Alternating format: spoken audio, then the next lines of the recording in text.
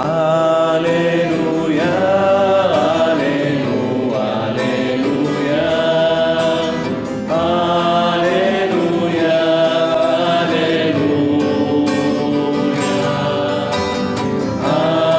aleluya, aleluya,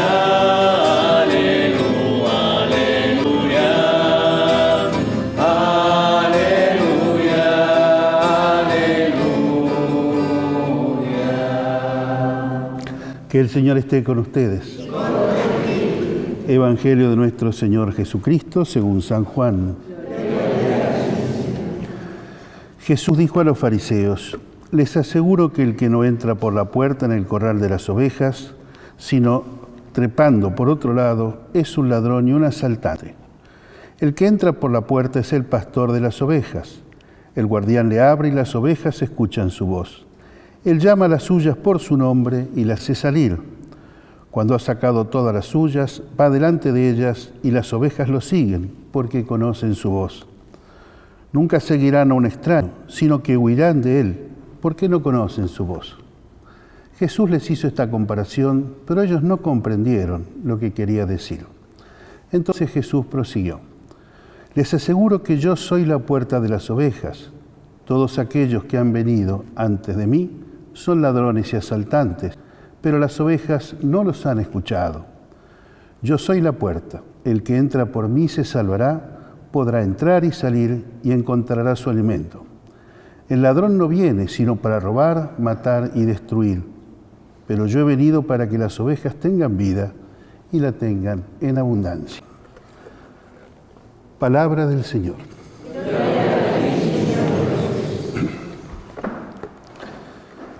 Hace ya un mes que celebramos nuestra principal fiesta cristiana, la Pascua. Y 4 domingos después de esa fiesta, en todas las iglesias del mundo,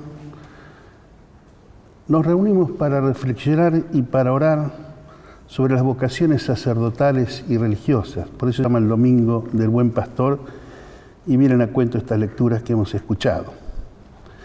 La palabra vocación, que significa vocare, escuchar, hablar. Y todos tenemos una vocación, más notoria, menos notoria, porque la vocación es algo así como ese llamado interior que uno siente para seguir determinada actitud en su vida, generalmente definida con la profesión en la que uno va a dedicarse. Ese llamado interior que depende a veces de las circunstancias, de la familia, de las capacidades que uno tiene, y hay como vocaciones muy marcadas, ¿no? Que uno dice, bueno, si no es por una vocación no podría ser algo así. Pensemos, por ejemplo, el que se hace bombero voluntario, el que tiene la capacidad de ser docente, de enseñar, un maestro, el que es artista, el que se dedica a escribir, el poeta, son vocaciones, ¿no? El médico. Otras que no requieren una capacidad tan especial ni un llamado tan notorio, pero sí lo decimos de alguno. ¿Y qué es lo que agrega a esto una vocación religiosa, una vocación sacerdotal? Que no es solamente un llamado interior, no es algo que a uno se le ocurre. En el caso de los seminaristas, si uno le pregunta ¿cuándo se te ocurrió, cuándo empezaste con esto? Por lo general nadie nació jugando a ser sacerdote ni a hacer misa a los 5 años. Es más, si a mí me decían a los 5, 10, 15, 20 años que iba a ser sacerdote, a más de uno le dije que podía estar loco. Pero bueno, 4 años después la cosa fue distinta y fue hace más de 40.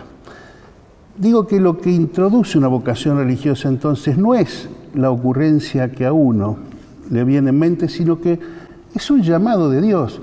Y la gente pregunta, padre, ¿y cómo es ese llamado? Bueno, no hay una vocación igual a otra. A través de situaciones de la vida, a través de cuestionamientos que uno se hace preguntándose para qué está en el mundo, qué pasa después de la muerte, de dónde viene, a dónde va, en qué está el bien y el mal. Y uno va como creciendo en esas respuestas y encuentra en Dios la más grande de todas las respuestas. Es cuando a veces termina planteándose, ¿no?, de parte de Dios esta vocación. Y no se crean que es una pregunta fácil de hacerse, porque el solamente hacerse la pregunta, ¿no será que Dios me llama a dejarlo todo y a consagrarme a la vida religiosa, a la vida sacerdotal? Solamente el hacerse esa pregunta ya encierra un cierto compromiso de tener que dar una respuesta seria, porque es a Dios a quien le estamos respondiendo. Y uno cuando entra este camino dice, sí, Señor, que se haga tu voluntad, ¿no? Pero que no sea esta, por favor, ¿no? Sí, bueno, se sonríe, más de uno hemos pasado por esto. Porque dejar todo significa, a veces, luchar contra uno mismo, que tiene otras apetencias naturales, y acá está en un camino totalmente sobrenatural. Pero a medida que uno se va entregando, que va recibiendo estos signos del llamado de Dios, va como experimentando una gran alegría. De modo que lo que parece costoso en otro momento se hace con una naturalidad muy grande. Siempre es mucho más lo que uno recibe de aquello que uno da. Y ciertamente lo que en un momento parecía dificilísimo, cuando pasó el tiempo dice, uy, ¿cómo fui capaz de hacer tal cosa? Vocación que significa, como decía recién, dejar todo. Y parece mentira, pero en dejar todo se puede encontrar más alegría que en lugar de querer acaparar y tener todo. Esto hay que experimentarlo, no hay otra. ¿Y vocación para qué? Para imitar a Jesús como buen pastor.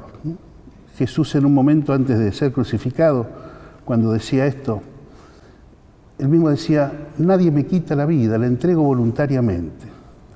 Esto es lo que hace un consagrado, entrega su vida voluntariamente a Dios al servicio de los demás en distintas ocupaciones concretas. Acá tenemos una hermana carmelita, se dedican a rezar por todo el mundo, las hermanas San Camilo, que se dedican a asistir a los enfermos. En fin, hay muchas como inserciones concretas de esta vocación al servicio de la gente. Y en última instancia, es el desarrollo, el compromiso con esta vocación, lo que nos hace ser a nosotros también buenos pastores. Y cuando digo a nosotros, no me refiero solamente a los consagrados, a los sacerdotes, a las religiosas, me refiero también a todas las personas. Porque todos no solo podemos, sino que debemos ser buenos pastores para los demás. Una de las características que muestra Jesús es que el pastor conoce las ovejas y las ovejas conocen su voz. Es buen pastor el maestro o la maestra que conoce a sus alumnos, no solo que enseña, sino que sabe en qué están y sabe darles un consejo para contenerlos. Es buen pastor el médico, el enfermero, que no solamente cura órganos, sino que conoce la situación de su paciente. Es buen pastor el comerciante que satisface la necesidad del cliente y no simplemente le vende cosas. Deben ser buenos pastores los padres y las madres para saber en qué andan sus chicos. Y quienes hemos consagrado la vida a Dios, por supuesto, hemos decidido dejarlo todo para que nuestra vida sea un alimento para los demás en lo que a Dios se refiere. La gente se pregunta, ¿por qué no se casan los sacerdotes, las religiosas?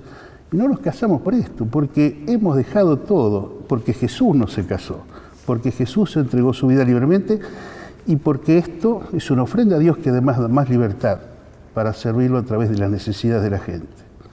El consagrado que quiere ser buen pastor es aquel que está al servicio de lo que los demás le están solicitando, estando a su alcance. Y es entonces así que uno llega a querer imitar a Jesús, que es el buen pastor que ante todo dio su vida por cada uno de nosotros. No es fácil formarse como sacerdote, es un proceso largo, como religiosa también, muchas veces un proceso que dura entre 8 y 10 años, se estudia con profundidad, filosofía y teología, pero cuando uno mira la vida ya no tanto desde el principio, sino más bien desde el otro lado, vale la pena, vale la pena. Ojalá que si en la familia de algunos que nos escucha alguien levanta la voz de quiero ser sacerdote, quiero ser religiosa, sepamos acompañarlo, sepamos apoyarlo, sepamos repasar por él y sepamos que es una riqueza muy grande para toda familia. Ojalá entonces que en este cuarto domingo de Pascua podamos todos rezar perseverantemente por las vocaciones, que cada uno de nosotros cumpla con la perfección que pueda aquella a la que ha sido llamado por el Señor y que entonces sí, siendo fieles hasta el fin, logremos algún día participar con Cristo de esta pradera eterna que Él hoy vuelve a prometernos.